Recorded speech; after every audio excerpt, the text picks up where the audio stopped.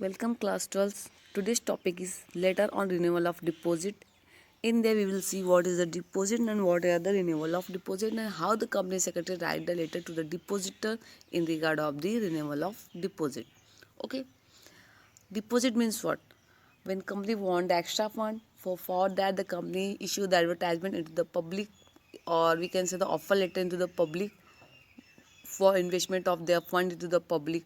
And when investors get interested with the company, so they invest there some certain amounts in the company, that is known as the deposit. Okay, now come to the renewal of deposit. What is the renewal of deposit?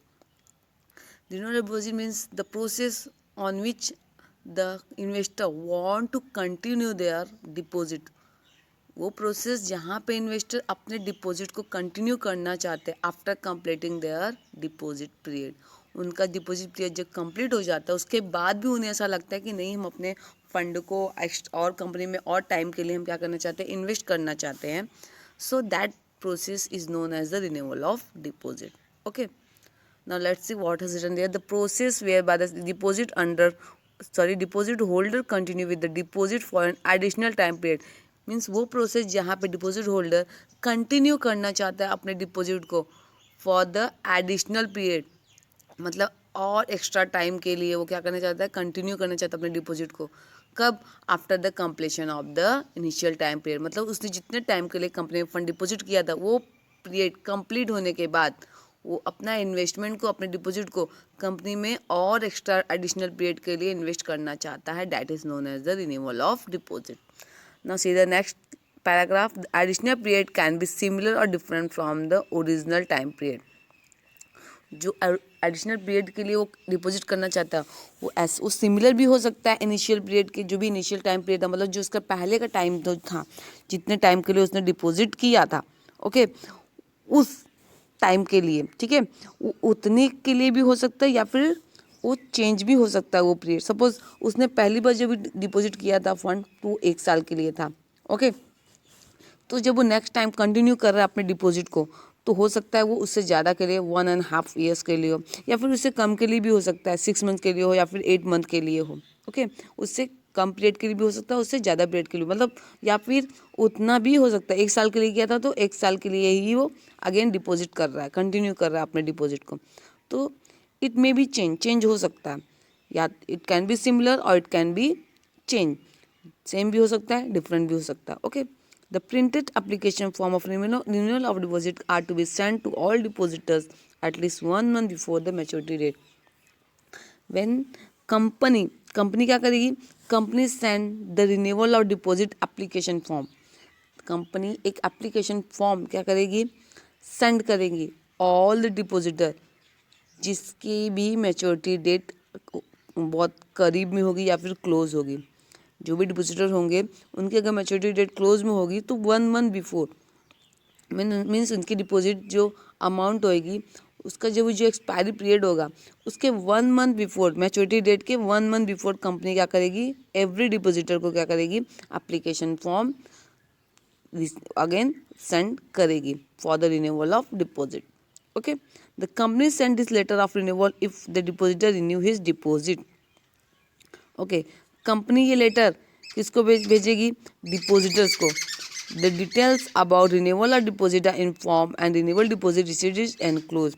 Okay, इसके बाद जो भी depositor रहेगा वो अगर company से interested रहेगा, वो अपने फंड को अगेन कंपनी में रिन्यू करना चाहता रहेगा, सो वो सारी डिटेल इन्फॉर्मेशन फिल करके विद द डिपॉजिट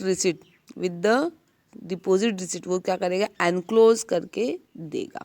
ठीक है, now one more information as again here. The detail about renewal of deposit are informed and renewal deposit receipt is enclosed. Okay, जब कंपनी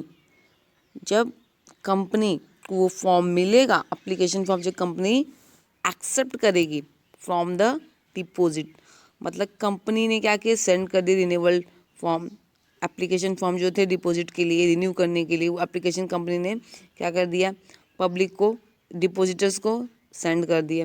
डिपॉजिटर जो इंटरेस्टेड है उन्होंने उसको fill करके again क्या कर दिया, सेंड कर दिया कंपनी को. ओके, अब उसके बाद कंपनी ने अप्रूव कर दिया, कंपनी ने सब कुछ कर दिया।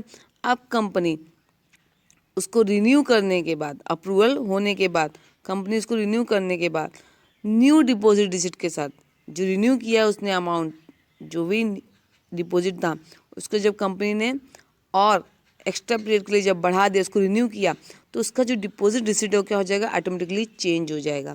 तो रिन्यू जो उसका रिन्यूअल डिपॉजिट रिसिट नंबर रहेगा, वो रिसिट के साथ कंपनी क्या करेगी, लेटर के साथ अटैच करके डिपॉजिटर को अगेन सेंड करेगी। That is known as the renewal receipt with the letter. Okay, now see Diamond International Limited, this is the name of the company, registered office address also given here, then sin number also has given. Thereafter they will come on the right hand side the website of the company, email address of the company, date on which date the company secretary has written letter to the depositor। ये वो date है जब company secretary ने letter लिखा है depositor को। Now come to the left hand side, phone number of the company has given, fax number has given, reference number also has given। Miss Ashish Singh, she is the depositor, ये depositor है जिसने company में अपने fund को again renew किया है। Who want to renew their deposit, their investment into the company, she is the receiver. And they after the you can see the receiver's address also has given। Now come to the next point, subject for what purpose the secretary has writing a letter। Secretary का letter लिखने का purpose क्या है, so renewal of fix deposit. Secretary ने यहाँ क्या किया, fix deposit जो था उसको क्या किया, रिन्यू किया है। ओके, ना डियर मैडम और respected madam will come here. ना here the secretary inform that about the renewal of fixed deposits। We hereby acknowledge the receipt of your application for renewal of deposit of rupees 1 lakh for a further period of 2 years। Okay, क्या बोल रहा है, हम आपको यहाँ पे बताते हैं कि आपका जो रिसिट नंबर है, आपके एप्लीकेशन के साथ आपने जो एप्लीकेशन दिया था रिन्यूअल ऑफ डिपॉजिट का, जो आपने और आगे के 1 साल के लिए, सॉरी अब आगे के 2 इयर्स के लिए, आपने आगे के 2 साल के लिए और आगे के 2 साल के लिए आपका जो एप्लीकेशन फॉर्म था वो रिन्यू कर दिया गया है। ये उसके लिए हम लेटर लिख रहे हैं, जो कितने रुपए के लिए, 1 लाख रुपए के लिए है। आपने जो डिपॉजिट अमाउंट था आपका 1 लाख, वो आगे के 2 और साल के लिए क्या हो गया, रिन्यू हो गया, डिपॉजिट कर दिया है आपने। Along with the application we have also received the original fix deposit receipt. आपने जो एप्लीकेशन फॉर्म भर के दिया था फिक्स डिपॉजिट रिन्यू करने का, उसके साथ हमें एक फिक्स डिपॉजिट रिसिट भी मिला था, उसका नंबर था 4625 and the same has been place before the board for consideration and approval. और हमने उसी को क्या किया, उस एप्लीकेशन फॉर्म को, आपका जो रिन्यूअल का जो एप्लीकेशन आपने फॉर्म फिल करके डिटेल पूरा भर के विद रिसिट नंबर, जो भी आपका फिक्स डिपॉजिट रिसिट नंबर जो प्रीवियस रिसिट नंबर था वो आपने जो हमें भेजा था 4625 वाला, वो हमने बोर्ड में सबमिट किया। एंड देन बोर्ड ने एक रिजोल्यूशन पास करके उसको अप्रूव किया, उसको समझा और उसके बाद उसको अप्रूव करके उसको पास कर दिया, और आगे के 2 और साल के लिए उसे फर्दर आगे के 2 साल के लिए उसे कंटिन्यू कर दिया। मीन्स आपका जो डिपॉजिट पीरियड था वो कंटिन्यू क्या हो गया, 2 साल के लिए बढ़ गया, एडिशनल पीरियड के लिए क्या हो गया, वो बढ़ गया। Okay, the board of director by passing a resolution at the board meeting held on 17 मार्च। 17 मार्च को कंपनी में जो बोर्ड मीटिंग हुई थी, उस मीटिंग में their director had passed a resolution, उसमें डॉक्टर ने एक रिजोल्यूशन पास किया जिसमें आपका जो रिन्यूअल डिपॉजिट था वो क्या हो गया, अप्रूव कर दिया गया है।